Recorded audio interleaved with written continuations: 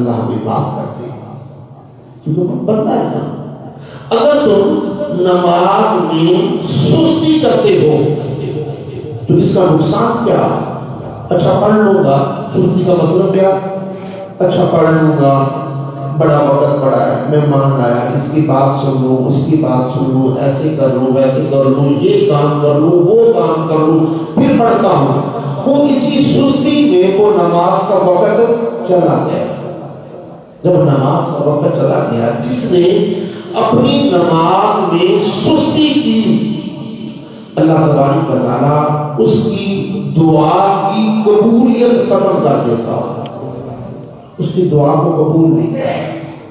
اگر ہم ان چیزوں پر عمل کرنا چاہتے ہیں تو پھر ہمیں ان چیزوں پر توجہ دے کر ان پر عمل کرنا پڑے گا۔ اگر ہم اللہ کی بارگاہ میں اپنی دعا کو، تو آپ سب آئے اس لیے اللہ راضی ہو جائے، تو راضی تو تب ہی ہوگا، ہماری دعا قبولیت کے مقام تک تب ہی پہنچے گی اگر ہم سستی کو چھوڑ دیں گے۔ اور سستی کس جگہ پر کریں گے؟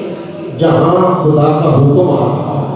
اگر ہم نماز میں سستی کرنا چھوڑ دیں تو اللہ تبارک و تعالیٰ ہماری دعا کو بڑا قریب ہو کے سنے گا بھی اور قبول بھی کرے گا۔